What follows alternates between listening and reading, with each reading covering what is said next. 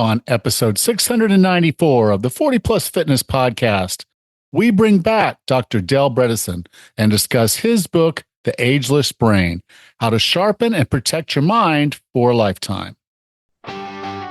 Welcome to the 40 Plus Fitness Podcast, the largest and longest running health and fitness podcast dedicated to people over 40.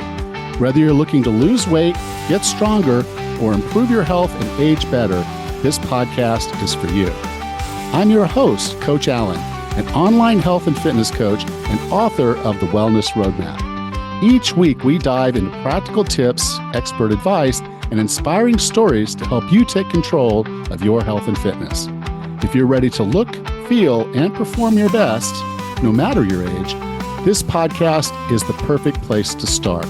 Let's get you on the path to a healthier, fitter, and more energetic version of yourself. I hope you'll join us each week, and together we can unlock your full potential.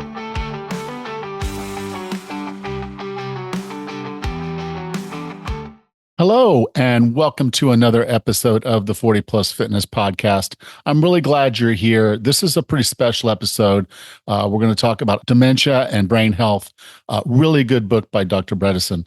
So really looking forward to that conversation. Also excited because my flights are booked, and about this time next week, I should be back in Bocas del Toro. This has been an ordeal. Have I told you how much I hate government red tape? I won't exactly go into it, but let's just say that this whole process is taking way longer than it should. And people are making up rules as we go, it seems. So it's been a challenge to keep my patience and keep myself moving forward. I do have to plan another trip back up here to get the rest of this sorted out, but such is life. Anyway, the past couple of episodes, I've talked about the Fit for Task Boot Camp.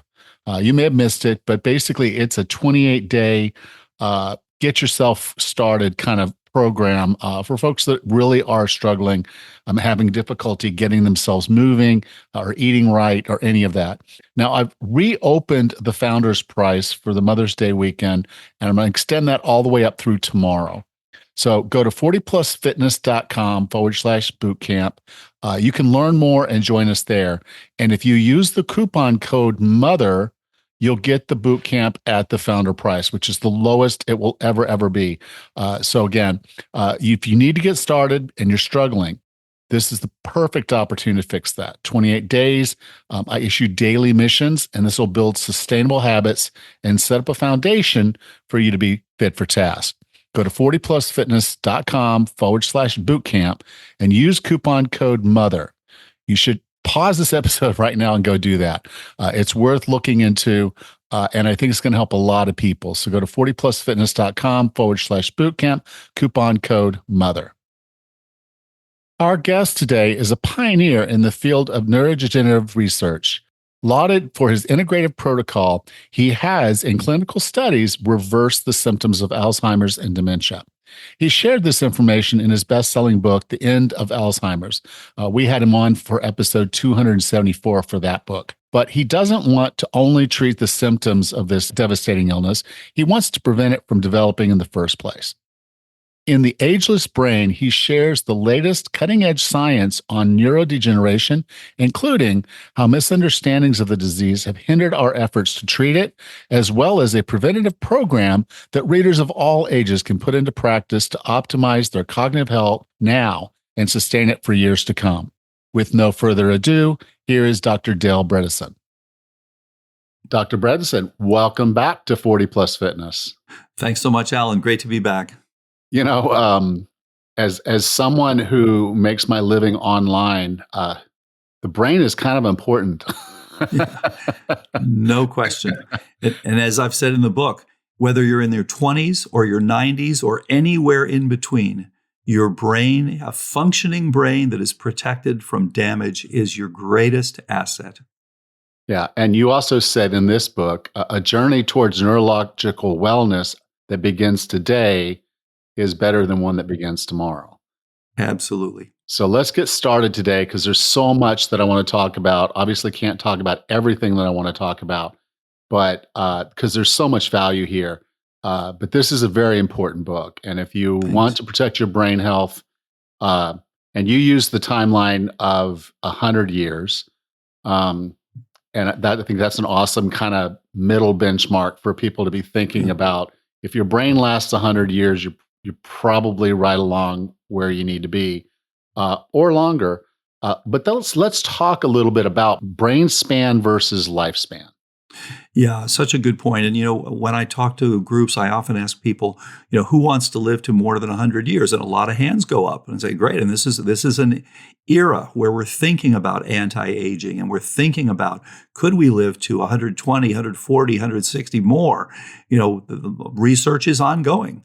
But we'd like to make sure that however long that is, that you have a brain span that's equal. So when I ask people, I say, who wants to live more than 100? A bunch of hands go up. I say, and spend half of that time in a nursing home with dementia. Of course, all the hands go back down. So the point that we're trying to get across, and the reason I wrote this book, is to get across the idea that you have to now change your thinking from, as you get a little older, your brain is simply not going to work well. That's kind of what we're expecting, to no, there are lots of things to do. And knowing where you stand is really important, which is why these new blood tests are so helpful.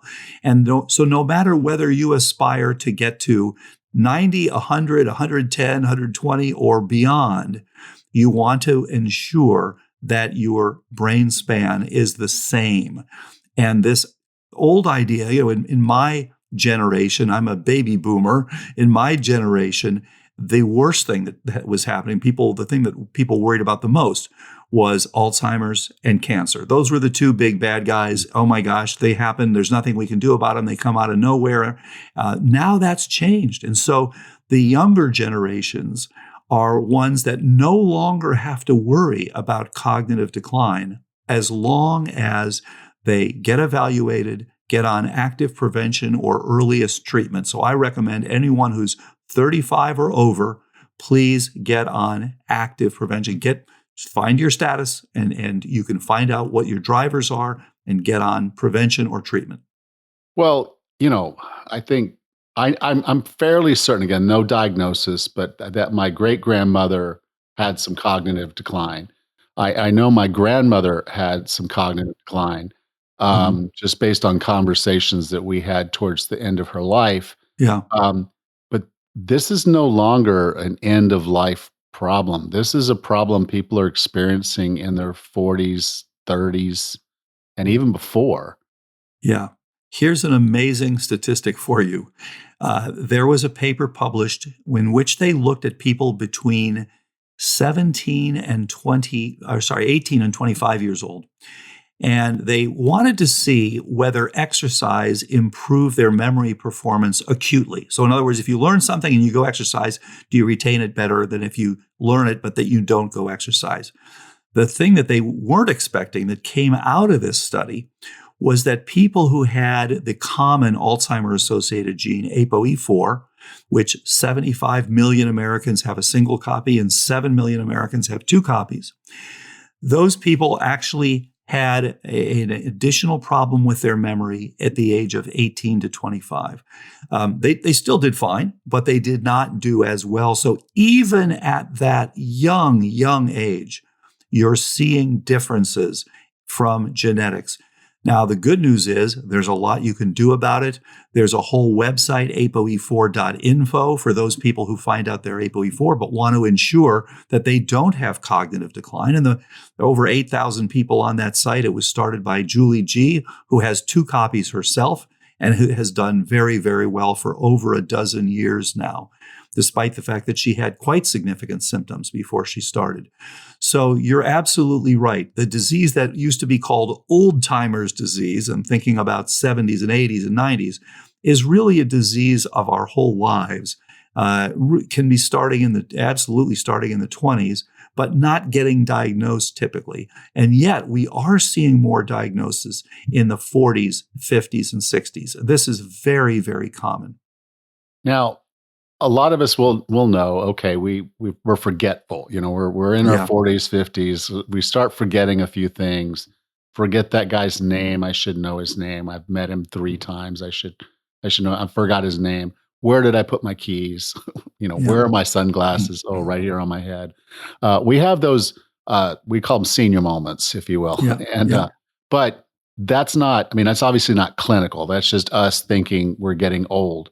But in the book, you talked about the 4 stages Yep. of dementia. Can you kind of go through those so that we can at least see what the diagnosis is and Absolutely. compare that to our senior moments and what that all means to us? It's a great point. And, I want to emphasize the book is not just about cognitive decline, it's about how to optimize the cognition that you have. We can all do better and have fewer of those senior moments. But you're right, when you're actually developing cognitive decline that will ultimately end up as Alzheimer's or Lewy body disease or something like that. And there are, 45 million of the currently living Americans will die of Alzheimer's. So it's an incredibly common disease. It is the number 1 cause of death in women in the UK. So it is a very common disease. And so you do go through 4 stages. The first stage, you're asymptomatic. So you can already begin to pick up biochemical changes in the 20s, 30s, and 40s for many people. And at that time, you'll have no symptoms. You don't know that you are heading for this problem, which is why these new blood tests are so important. And by the way, I just got mine recently. Everyone who knows their blood pressure and their cholesterol should also know their current status with their p-tau217 and with what we call brain scan, these new blood tests. So that's a first thing, which is asymptomatic. The second period is called SCI, subjective cognitive impairment. That lasts a long time, on average about 10 years.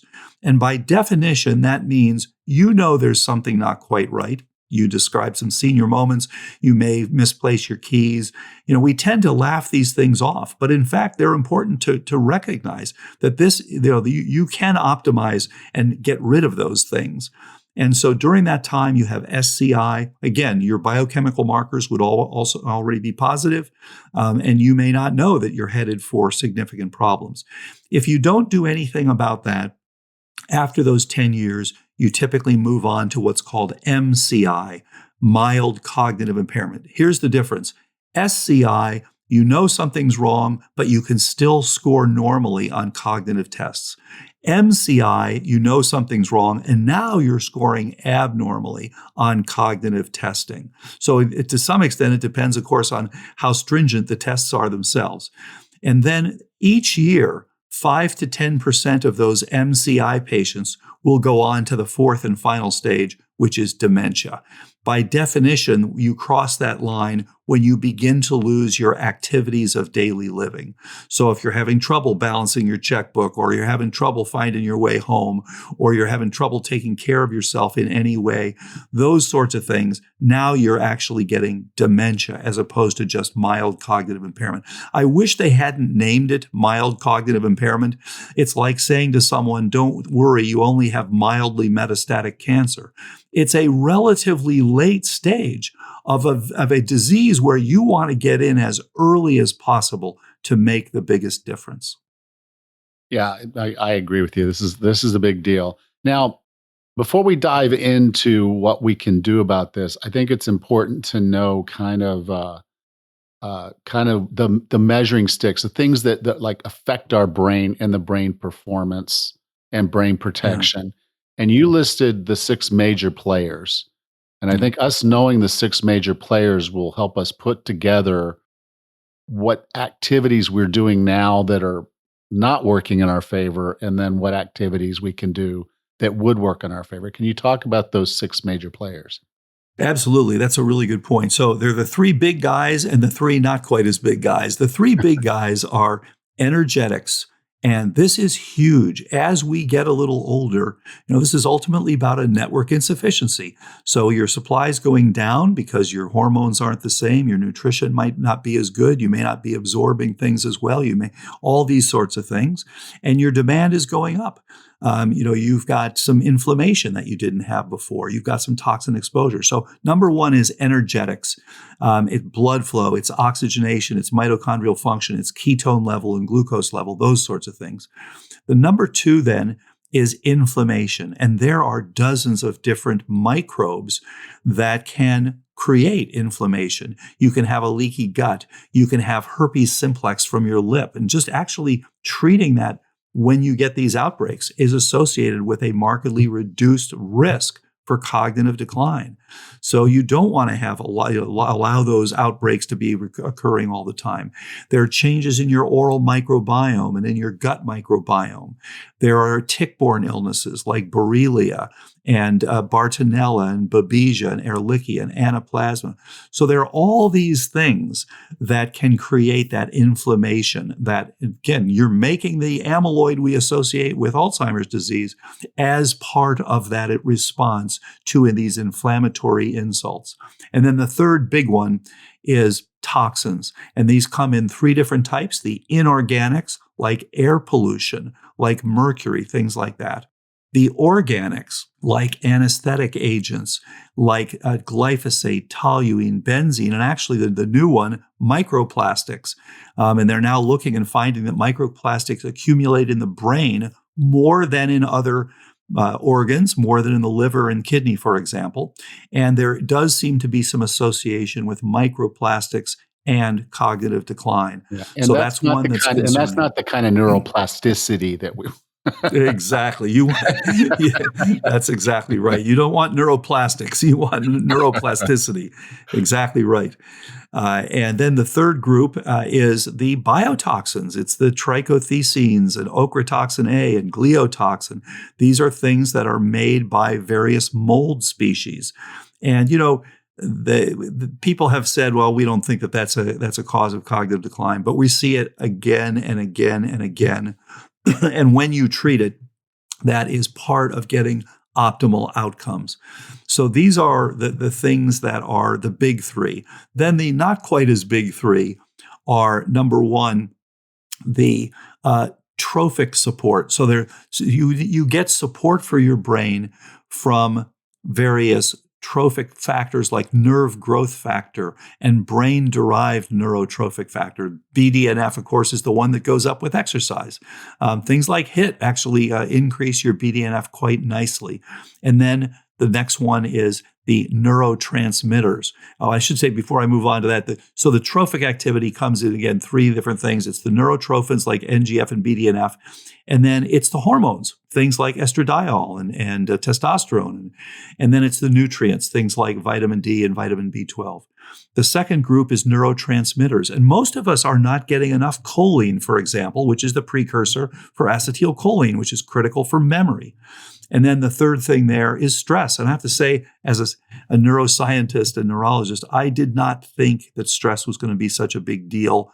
But it turns out that actually, long-term stress is going to give you a shrunken brain. And that's been shown repeatedly. So it's fine to have acute stress that with resolution. Our bodies are set up to handle acute stress with resolution. They're not set up to handle chronic, unremitting stress. And so many of us do have that. So addressing that, all sorts of ways you can do that, from Shinrin Yoku to meditation to yoga to, heart math, all sorts of things, which are wonderful to address that stress. And that is an important part of getting best outcomes and keeping you sharp throughout your lifetime, giving you a brain span that is equal to your lifespan. So those are the big six. Okay.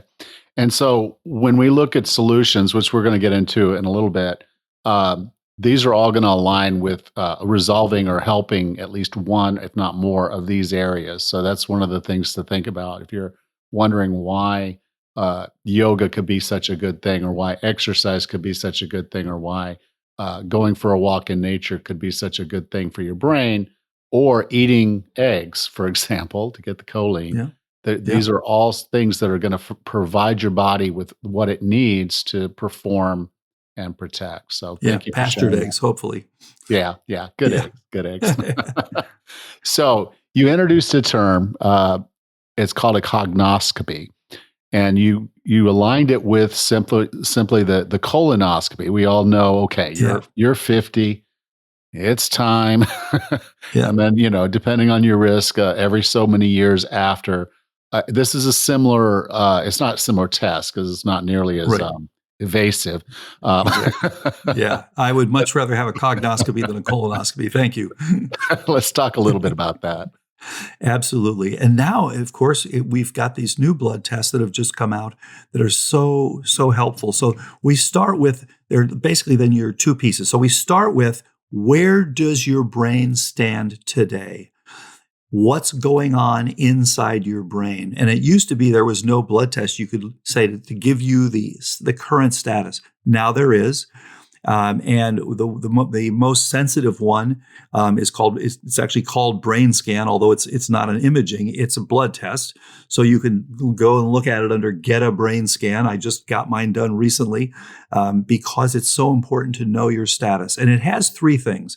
Number one is p-tau 217. Tau is a fascinating molecule.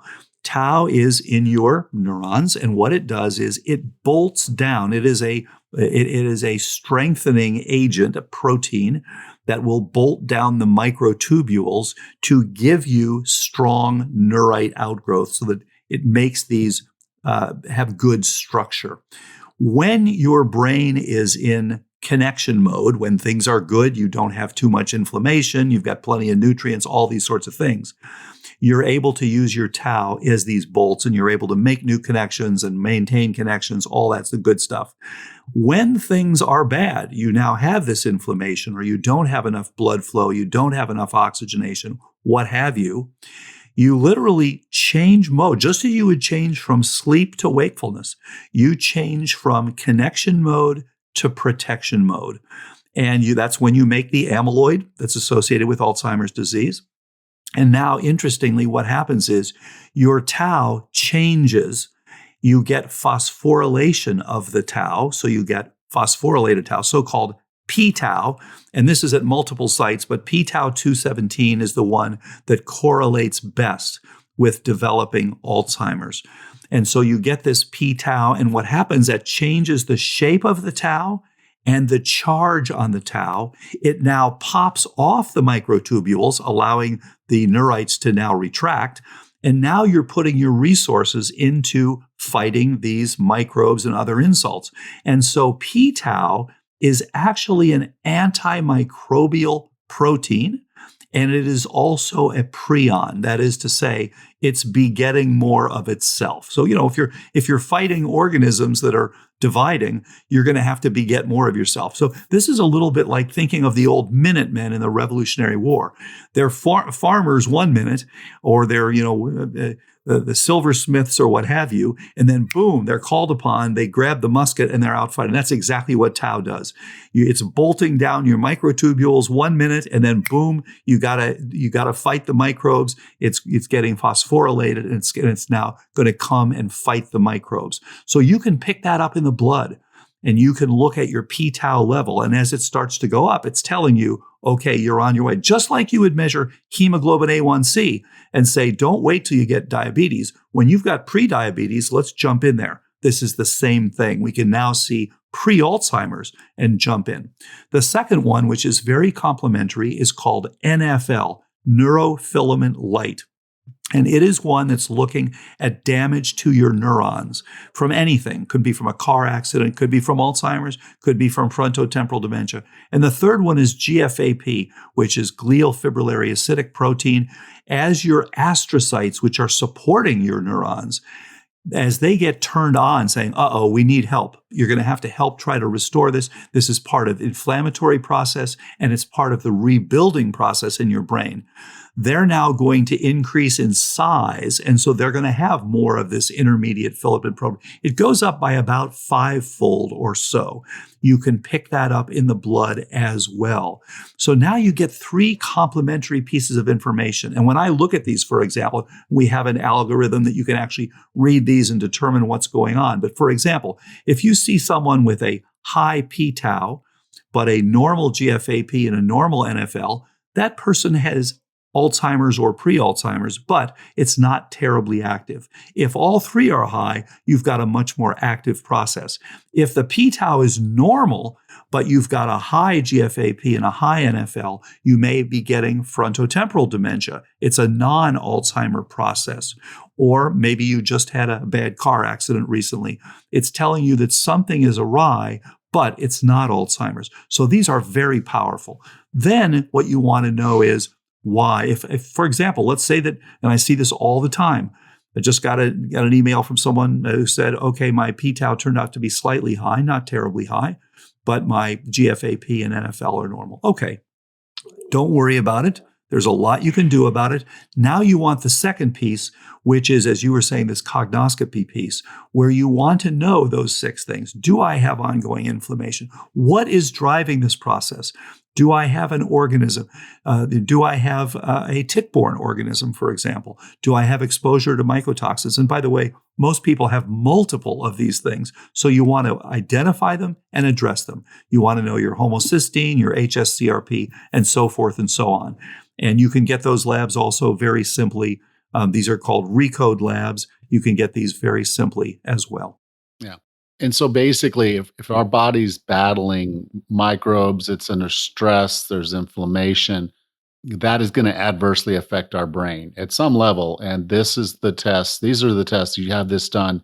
You get information to kind of know, okay, do I have a problem now or is a problem forming later? And this just gives you the tools to know, okay, now I've got to address the problem. And you even talked about a guy, he was just eating sushi. He loved sushi and he was eating tuna on a fairly regular basis. I love sushi. I don't have access to it as much as I'd like, and probably okay, or I might be just like him. But and so as a result, that was basically mercury, and it was causing him some issues. These tests came out, and he picked it up, and he was able to make some life adjustments, and that made a huge difference for him. Yeah, the thing that amazed me, and he was one of the ones that did come in relatively early on, and he's done very well, by the way. And he also turned out to have mycotoxins ultimately, and addressed those, and he's done well. When he first went to the doctor said, "Yeah, you're getting Alzheimer's. There's really nothing to do about it," but didn't bother to ask why. Because the doctor just said, well, look, we don't know what causes Alzheimer's, so there's really no reason to look because we don't know what to look for. So they didn't check his mercury. It turned out to be off the charts. They didn't check his mycotoxins, which also turned out to be high. They didn't look at his metabolic status, which is important in these outcomes. And just we're fine to just tell him you've got a terminal illness and sorry. So We've got to change that. That is the paradigm shift that is occurring. We are all changing from antiquated prescription pad monopharmaceutical medicine to precision medicine with personalized protocols and addressing and identifying what are the things that are causing this cognitive change. Yeah. And I think one of the core things that I do want to make sure we emphasize here is that you can get yourself a good baseline of this even when you're younger. So like now, you're younger right now. You're not younger tomorrow. Yeah, that's right. So getting these tests done just to set your baseline. That way, 5-10 years from now, you get another test done. You can see the changes and recognize things are moving in the right direction or they're moving in the wrong direction, and you can make adjustments. Exactly right. And we recommend that everyone check their p-tau every 5 years. You don't need to check it every year. See how you're doing. Now, if it turns out to be high, you're going to be able to follow it as it comes down as you get better. So then you're going to want to check it every year or two. But as long as it's normal, just check it every 5 years. Okay. Now, in your book, you have the RECODE protocol. There's 3 areas that I really kind of want to drill in because I think these are areas that we can specifically address on our own straight away, very easy. They align very well with pretty much any other health and fitness advice you're going to get. How to have a healthy body is very much how to have a healthy brain. But could you specifically talk about nutrition, exercise, and sleep? Because there were some things you brought up that I think the specifics of it, like ketogenic type diet, And then also with the exercise, you got into HIIT training, which not something I expected to see in a brain book. Yeah, that's a good point. Isn't it amazing? Your brain turns out to do much, much better with HIIT, with the Katsu bands, with EWAT, all these things that have turned out to be very helpful. So let me just set the stage by saying to get an optimal brain function combines 7 basics and 2 specifics. The 7 basics, you started to mention these: diet, exercise, sleep, stress, brain training, detox, and some targeted supplements. The 2 specifics are various organisms that can give you problems that you need to look at: herpes family viruses, P. gingivalis that we were talking about, things like that. And then the toxins, and then the various inorganics, organics, and biotoxins that we talked about earlier. So that sets the stage for, okay, what are the things that you do? So we want to optimize that. And by the way, wearables can be very helpful. Everyone's gone towards CGMs. Continuous glucose monitoring can be very helpful to tell you you've got both the peaks and the troughs that can hurt you. We get people, waking up at 4 a.m. saying, "Oh my gosh, my glucose was only 45 when I woke up at 4." Yeah, that's why you're kicking in with your adrenaline, because your diet is not allowing you to have smooth glucose curves. You're going way high, you're going way low, and those are both bad for your brain. So you mentioned diet. What has worked so far the best, and we're always interested in best outcomes, but what has worked so far the best is a plant-rich, doesn't have to be plant only, but plant-rich, mildly ketogenic diet with high phytonutrients, high soluble and insoluble fiber, good crucifers for detox. If you're going to have some beef, no problem. Have grass-fed beef, pastured chicken, and some wild-caught fish, especially the smash fish, the low-mercury fish. And all these things, very, very helpful. And appropriate fasting periods.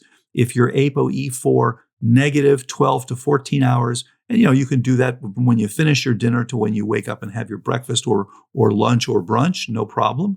And then if you're ApoE4 positive, you want to go a little bit longer, 14 to 16 hours. Now, if you are very thin, if your BMI is below 20, then it's often helpful because you don't have a lot of fat to metabolize. You're not going to be able to develop much of a ketone level. No problem. Take some exogenous ketones. You can take it as coconut oil, organic coconut oil. You can take it as MCT oil. You can take it as ketone salts or esters or a mixture of those, or you can actually alternate with those. People often worry about their lipid status if they're taking these fats like MCT oil or coconut oil. But again, you can go back and forth, or if you're concerned, you can just go strictly with ketone salts and esters. So these things, and as Dr. Mary Newport showed, when she treated her own husband with coconut oil and got marked improvements in his cognition. So these things are helpful. Your brain is like a Prius.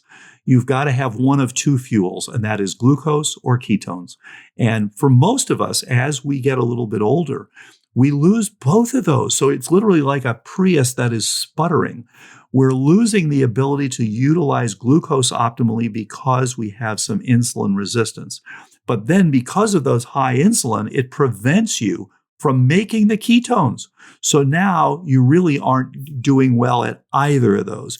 You need, for optimal cognition, to return both glucose utilization and the ability to make or take and utilize ketones. Very, very important. Which you noted in the book is, and I've seen it in several places, this is called metabolic flexibility. Exactly. Metabolic flexibility. That is the term. All right. And then exercise. Yeah, and then with respect to exercise, again, the armamentarium, which I was taught years ago learning neurology, was nothing. Nothing could be done. The armamentarium is huge, and it is growing rapidly. And so just as there are all, these wonderful diets that you can do and the things that you can do to get optimal outcomes, with exercise, it is HIIT is the one that's actually shown the dramatic increases in BDNF, but some aerobic exercise, some strength training, because they're complementary. The strength training is improving your insulin sensitivity. The aerobics are improving your oxygenation and your blood flow. They're all important for getting best outcomes.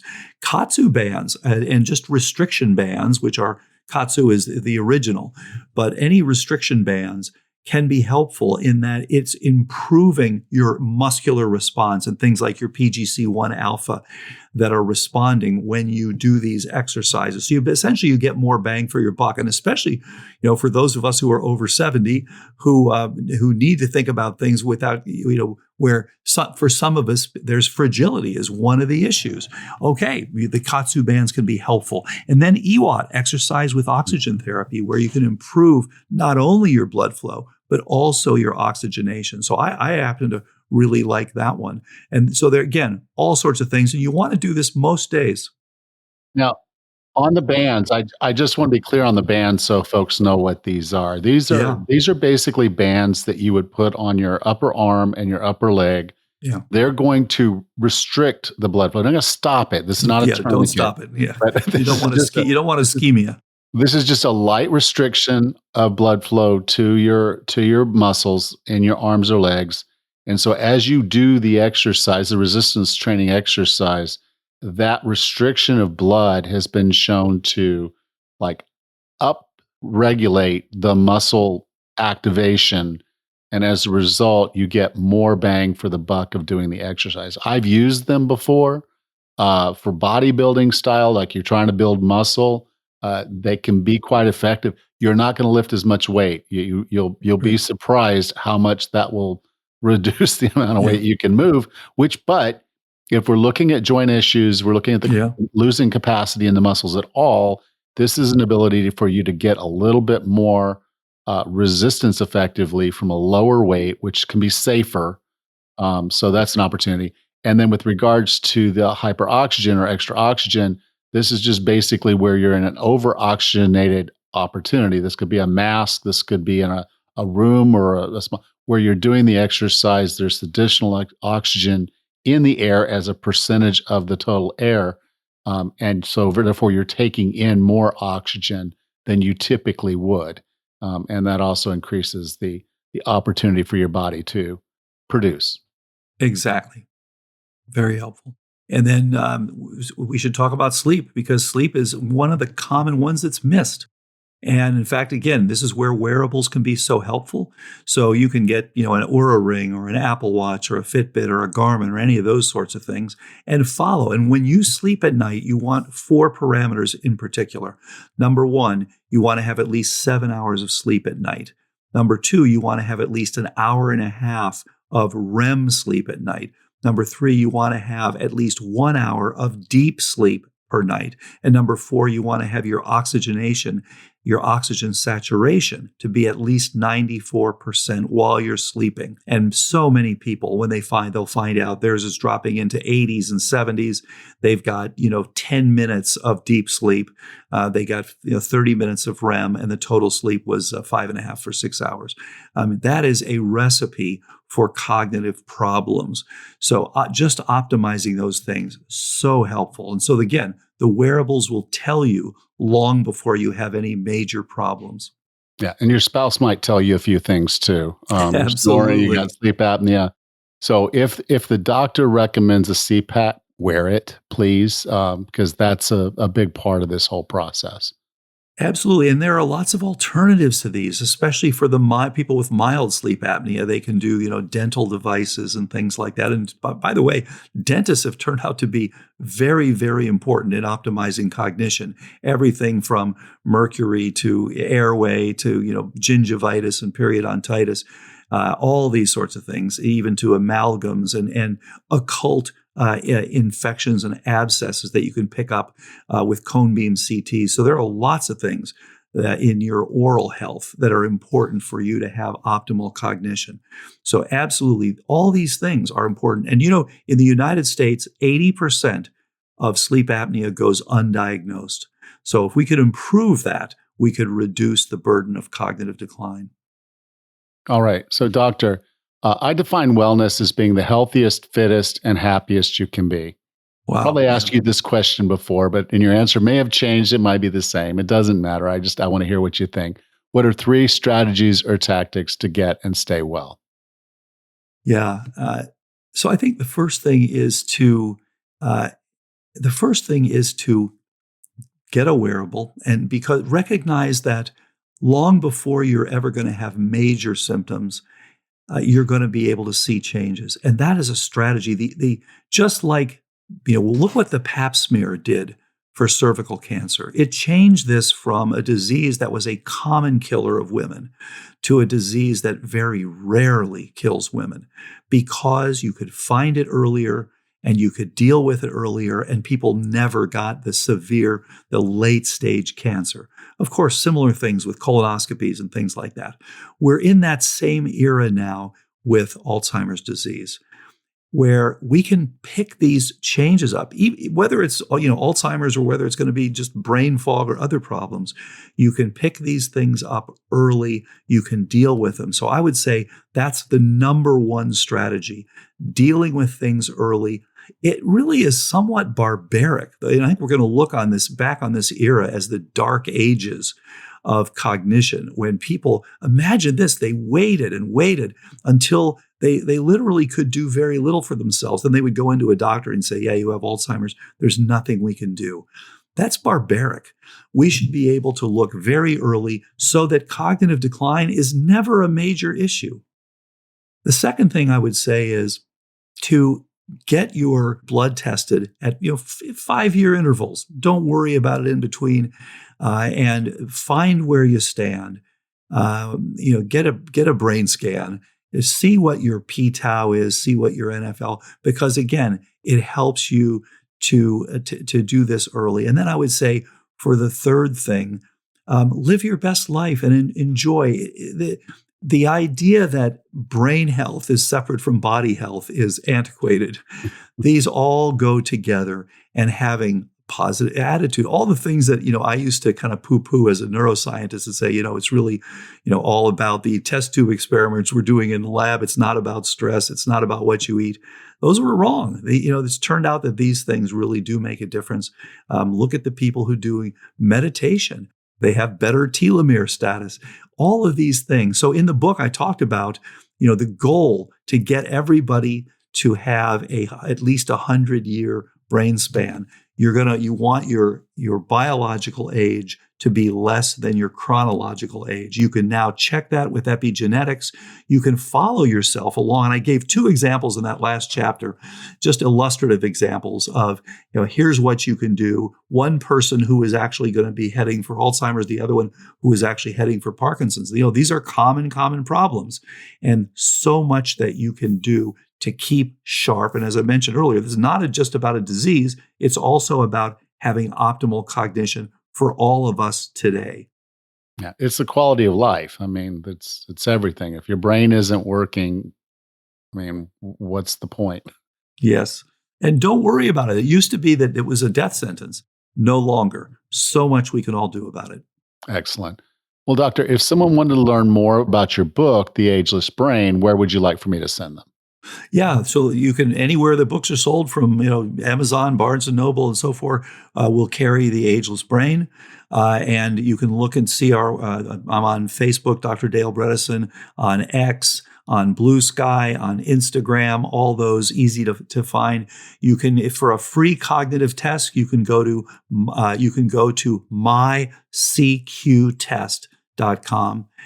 So all these things can be done. If you want to look at the diet that we talked about earlier, actually a group called Trifecta has now put out Keto Flex 12-3 meals.